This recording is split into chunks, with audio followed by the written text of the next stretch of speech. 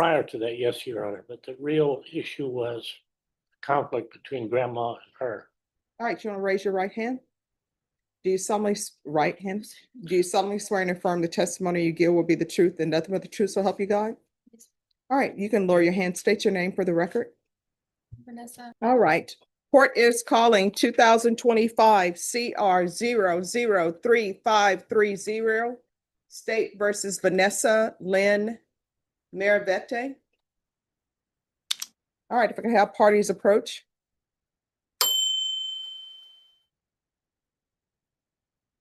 And was there a MIC evaluation done on this?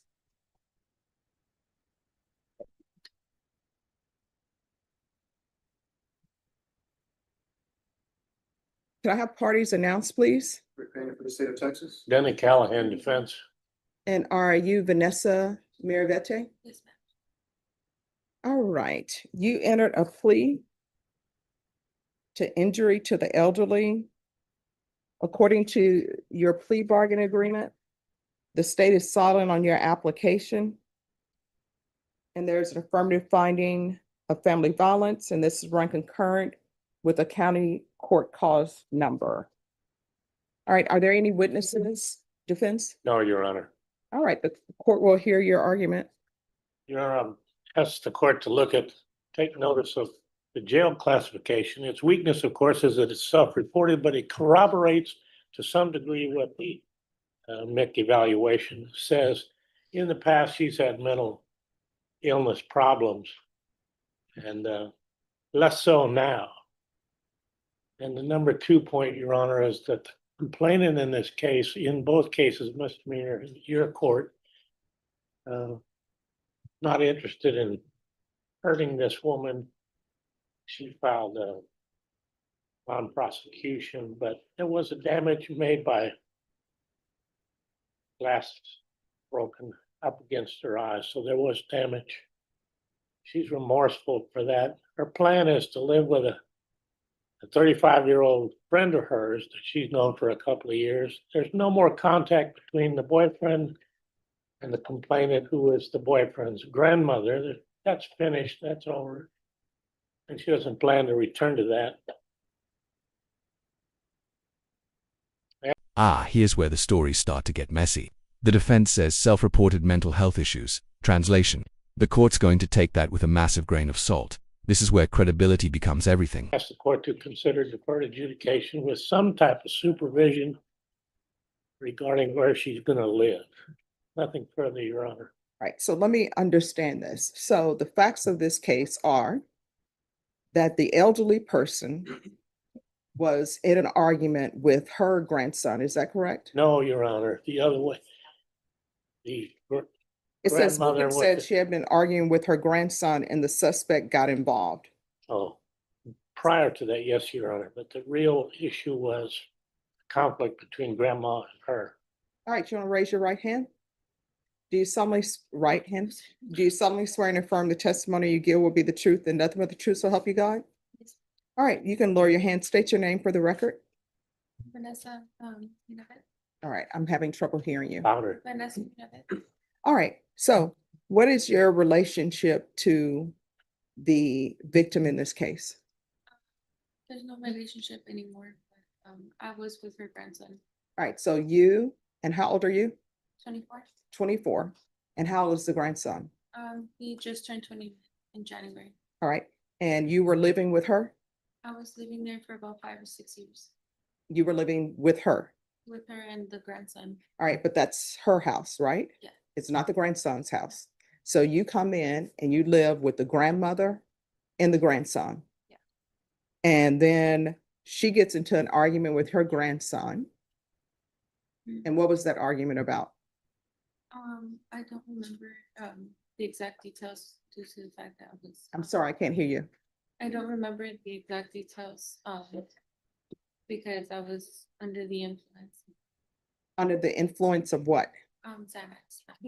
All right. Talking to my face. So she's in an argument with her grandson, and then what do you do? So I was, I guess, like in the middle, I guess. There was a lot of things going on, due to like a lot of abuse. You have said some things, but you haven't told me anything. So, Yeah, Your Honor, how Yeah. did she get hurt? So I got pushed into her. no, By the guard. that's not what this says, because if you were just pushed into her, then maybe you need a jury trial. If you're saying you were just pushed into her. But that's not what it says. In the police report, it says, while on patrol in a marked vehicle, I was dispatched to the listed location for an assault in progress. The caller stated his brother and the girlfriend were arguing, and the girlfriend hit the grandmother. The caller stated the grandmother was bleeding from her head and nose. I arrived to the listed location and saw both victim 1 and O1 sitting outside on the porch. Victim 1 had visible injuries on her face and head. Victim had a small cut on the bridge of her nose, which was still bleeding. Victim had a small cut on the top of her head that was covered in blood. Victim also had a lump on the right side of her head. Victim said she had been arguing with her grandson. Victim said she had been arguing with her grandson, and the suspect got involved and began to argue with her. Victim said she doesn't remember how or what she was hit with, but the suspect walked up to her and hit her. O1 said suspect had threatened to beat up the victim before. So unless you were on Xanax all the time you were at that house? I was on Xanax for the Now this is key. The police report paints a very different picture than Vanessa's version. Remember, in court, once the documented injuries and witness statements come out, your eye was pushed defense better line up, or you're in trouble. last 2 years that I was living there. Mhm.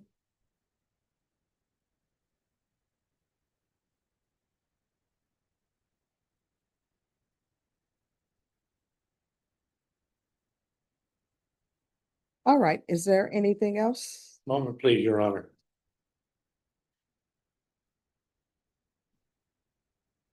Nothing further, Your Honor. So why were you not living with your parents? So, and, Sorry, I cannot hear you. So I'm from Wisconsin and like 5 You're from the what? From Wisconsin. Okay. And so I moved in with him and I was living with him basically for both of them because Did you have a job? no, How long have you been unemployed? since I got with her grandson And how long has that been? about 6 years ago, 5. So 6 years you have been unemployed. So why did you leave Wisconsin to hook your life to this person? It's just being young. Because your parents said they didn't like him or something, and you decided to do it anyway? No, I just, my parents was approved, but at the time, And how old were you when you met him? so I met when I was 16, but I didn't start a relationship with him until I was 18. Mhm. Like about a week after I turned 18. And how far did you go in school? 9th grade. 9th grade? Yeah, so it sounds to me like you were not listening to your parents. Did your parents want you to get your degree or no? They did, so I was, taking care of my mom. My mom is disabled, and so I was taking care of her, working at the time, and I had a part-time job going to school.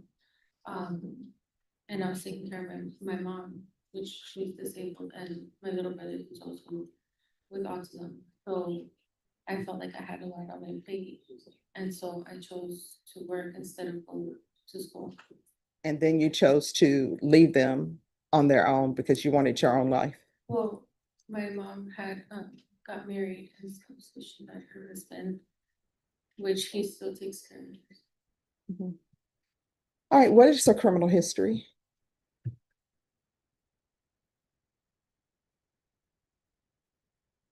No, I don't believe.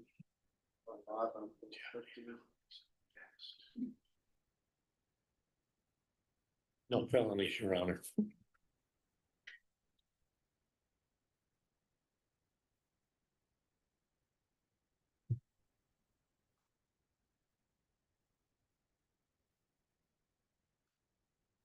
The only history she has are just the two cases that have been before your honor, which is this injured elderly and then the concurrent misdemeanor.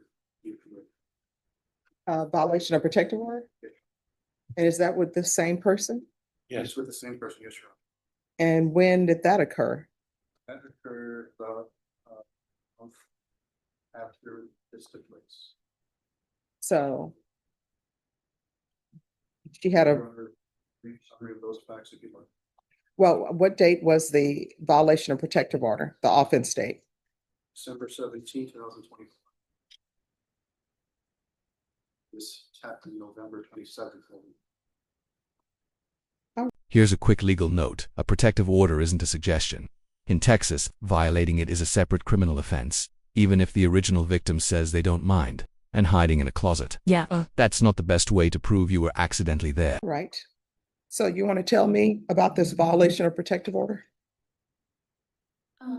So I never like been in trouble before, so I didn't, realize like whenever, I didn't know how the law worked basically. Well, I mean, if somebody tells you, if you receive an order saying that you can't contact somebody, that's how the law works. The order says you can't contact them. Yeah, So continue. so I had went to, pack my stuff and so I was getting ready to leave and I guess the grandson had got mad. That I was getting ready to leave because I was wanting to leave him too. I was with him for 6 years, on and off abusive relationship, so. Because I didn't really have family here in San Antonio, it was harder for me to like just walk away from a relationship. All right. And what is this case about? The violation of protective order? So essentially, the same victim in this injured elderly case had concerns that there were other people in the house that wasn't aware of. So she calls 911, police respond, she lets them into the house and they find this defendant hiding in the closet of her boyfriend's room. And she's removed from the. All right. So obviously you knew there was a protective order because otherwise you wouldn't be hiding in the closet. Well, I was forced into the closet. The grandson had threatened me into going into the closet. The story you're telling me makes absolutely no sense. You have a protective order that you're not supposed to be there. You go there anyway. And now you're saying that you were hiding in the closet because the boyfriend told you to hide in the closet. Well, he was very abusive.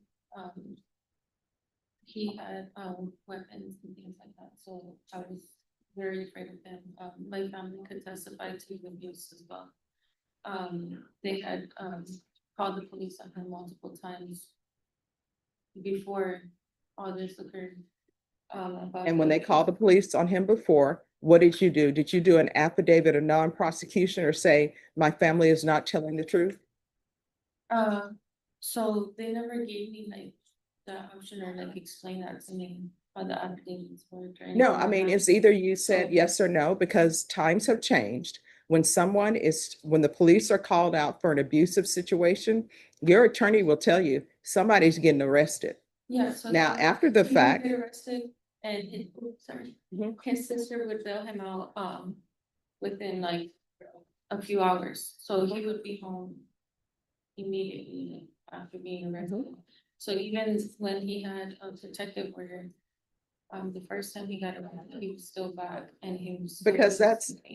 because the protective order, the house you were staying in, that's not your house, that's his grandmother's house. You all are adults just decided to impose yourself on his grandmother. You're there, you don't have a job, and you're just living off the grandmother. No, And I have now- no income, still from my family. No, you told me that you hadn't worked in 5 years or 6 years. Yeah, so due to the relationship, I wasn't able to work and I also didn't have, like, my birth certificate for a long time, so I had to get it sent out. Here's the thing, I don't even know if you understand what you're saying to me. You keep changing your story. You told me you didn't have employment, that you hadn't worked for 5 to 6 years. And then now you're telling me, no, I wasn't just living off the grandmother. I had my own money. No, you didn't. You hadn't been working. I mean, you're saying, but you're telling me completely different stories. And Well, now I you're was- telling me that you have a 35-year-old that you're gonna live with. Who is this 35-year-old? It's a friend of mine. Who? I don't know how to explain it. It's a friend of mine. What's the name? Jennifer Jennifer what? Ramos. And where did you meet her? So me and her know each other through mutual friends, and then we met, I don't know, I guess like in the neighborhood and stuff. I'm sorry, met what? In the neighborhood, I guess, or I don't know. So you're just meeting people in the neighborhood and now you're gonna live with them? Does she have any children? What are their ages?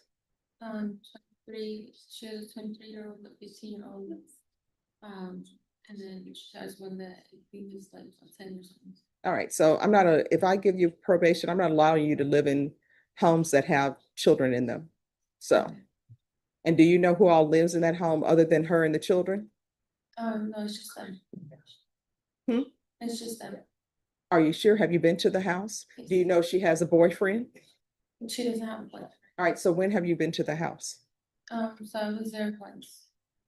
I don't remember exactly when, like I said, I was like, Was that before or after the violation of protective order? that was before. All right, counsel, I don't know if she would be a good candidate for probation. I really don't know. The remedy of sending to prison is a far worse remedy than trying to find a place for her to live, Your Honor. Well, I know the state is asking for the minimum.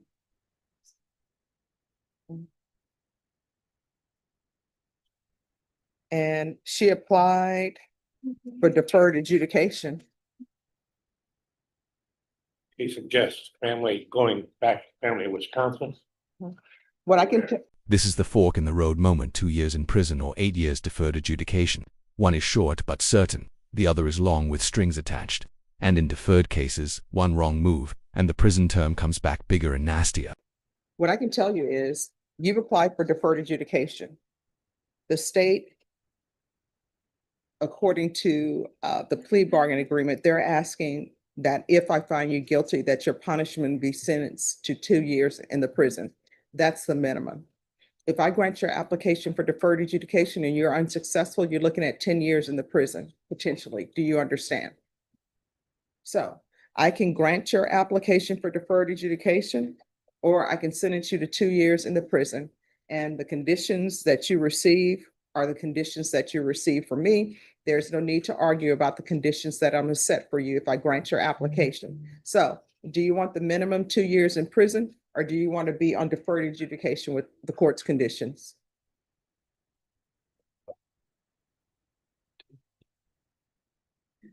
Are you sure? Because let me just tell you, you know yourself better than your attorney knows you, better than I know you.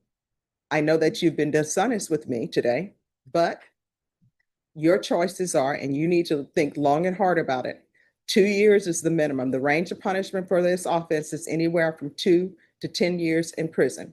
If I grant you deferred adjudication, if for some reason your deferred adjudication is revoked, you're looking at potentially 10 years in the prison and up to a $10,000 fine. So you know whether or not you can complete this successfully or not. Part of being on probation is you are not allowed to use drugs, period. There's no marijuana, there's no Xanax, none of that. And I'm not going to allow you to reside in any home with children. You're an adult. You need to get your own place. You need to stop depending on other people. Do you understand? So, do you want the 2 years in the prison, or do you want deferred adjudication? All right. Yes. Yes. All right. This is what the court will do. The court is going to sentence you to 8 years deferred adjudication. There's a $1,500 fine. Time and money will run concurrently. Oh, I'm sorry, state. Oh, you're right. Thank you. State your excuse. I appreciate that. So there's a $1,500 fine probated. Proof of employment within 30 days of release. There's to be no employment as a home health care provider or with minors. There's to be no residing with minors or anyone over the age of 55. There's to be regular reporting by Zoom or in person. There's to be regular random UAs. There's an affirmative finding of family violence. There's to be no contact with Carmen Rivas or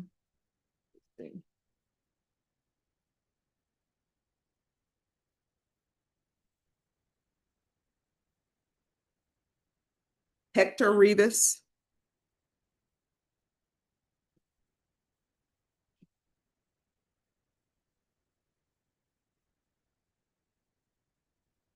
This is to run concurrent with 2025 CC 003873. Can I see the MIC evaluation again, please? Thank you. Boom, GED requirement, community service, no contact orders, and zero tolerance for drugs. The judge isn't just sentencing here, she's structuring a complete lifestyle overhaul. Whether Vanessa can actually follow through, that's the million-dollar question.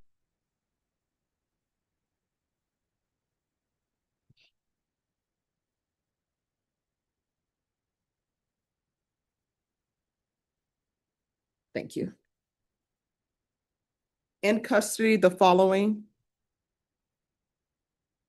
a referral to felony drug court and a TAP evaluation. If not accepted in felony drug court, follow all TAP recommendations. There's to be 200 hours of community service restitution. 100 of those hours will be deemed satisfied. You're going to obtain your GED. Do you understand? And the other 100 hours will be deemed satisfied if she obtains some type of trade school certificate or higher level of education. Do you have any children? No. All right, and you're saying you're thinking about a transfer to Wisconsin? Yes. Which county? I'm not sure the exact county, but it's in Milwaukee. All right, let me see what Google tells us.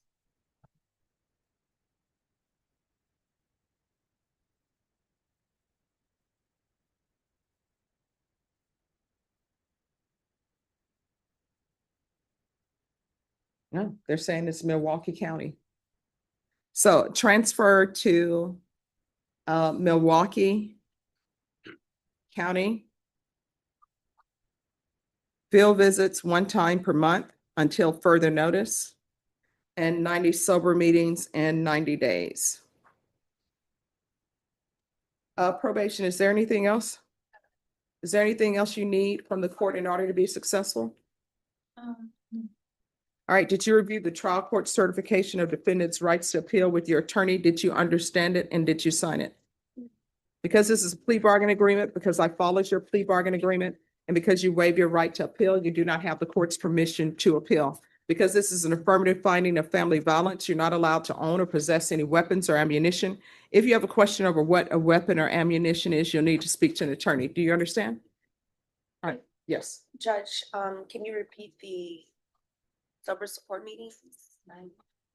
90, Okay, and anger management possibly? yes. I'll add anger management. All right, we can go off the record. Here's the thing, before you get in another relationship with anyone else, you need to get your life together and decide who you are and what you want to do in this world. You understand? She's in her world. Maybe probation will help her. Good luck. Thank you, Judge. You're welcome. Right over here, man.